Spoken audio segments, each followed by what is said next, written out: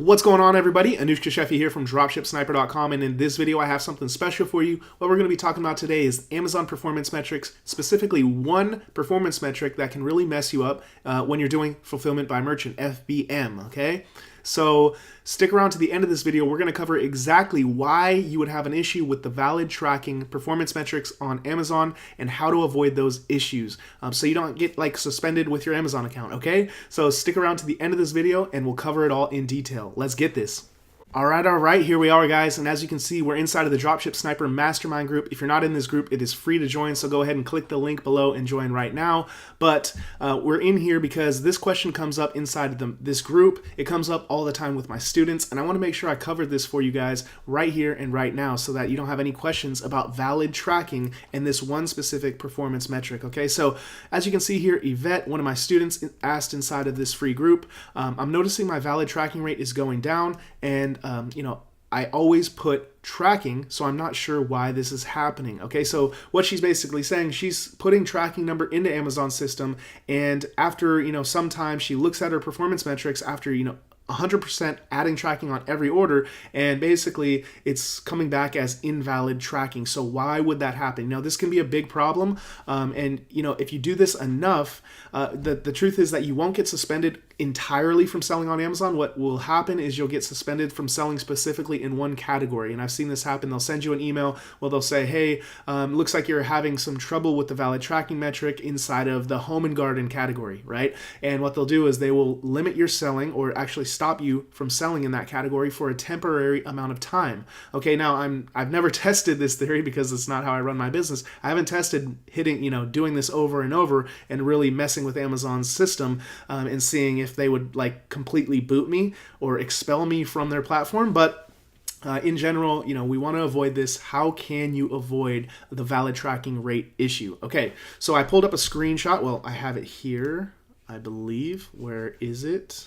Let's see here. Okay, here we go, guys. So we have this screenshot. This is a old ass screenshot, but it's all good because it's pretty much all the same.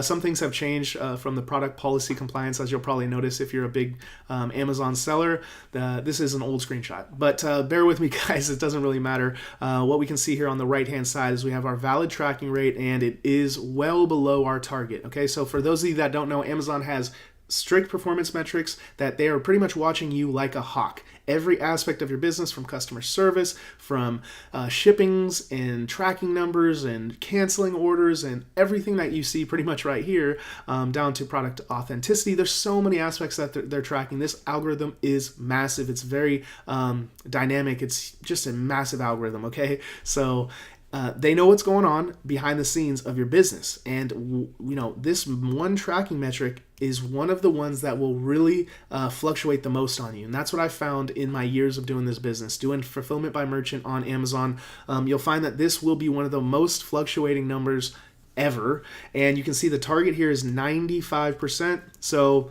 they give us a lot of leeway. We have 5% of room, but this account at this time had only 20 orders, and of those, or 29 orders, excuse me, in the last 7 days.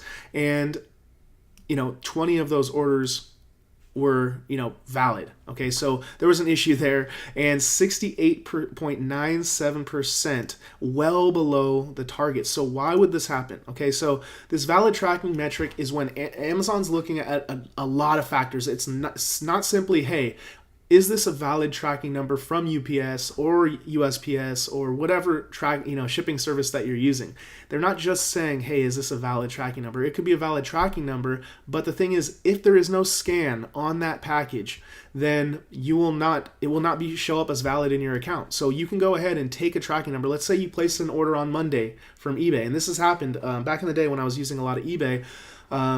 You'll place an order on Monday, and within hours you'll get a tracking number from your supplier. How the hell did they ship it out that fast? Or maybe even within 10 minutes, 20 minutes, I've seen it that fast. You're like, how did they get us the tracking number that quickly? That number is the one that will get you in trouble right there, because you'll take that and it has no scan. It has not been picked up by USPS, or it has not been picked up by or dropped off at the shipping service, right? So there is no scan. It's just pretty much a dead, dormant tracking number. Okay, so if you put that into Amazon's system, Amazon's robots are going to check that tracking number, and they're going to say, okay, there is no movement on this package, okay? And they will not, this will not be a valid tracking. And you can actually go into your reports and see which orders are giving you those invalid trackings. You can see of these 29 orders, which ones were the problematic orders that are not valid. And you can look into it and say, hey, why is that happening? It's very simple to do in your account. There's so much in your account that you can dig into, but yeah, you can see very specifically, hey, this is one order that gave me a problem. You can look at it. If you're tracking your orders with a tracking template, like I tell all my students, then you'll be able to see it very clearly, like, hey, here's the order, here's what happened, and it'll all make sense. But that's the first problem with the valid tracking. If you put a tracking number with no scans, it will definitely not work, okay? Because you can obviously see how you could game the system. You could go and set up an account with like UPS, and you could like just create a bunch of dormant dead tracking numbers and put them all through, and you'd cheat the system. So Amazon's a lot smarter than that, guys. So that's the valid tracking first issue.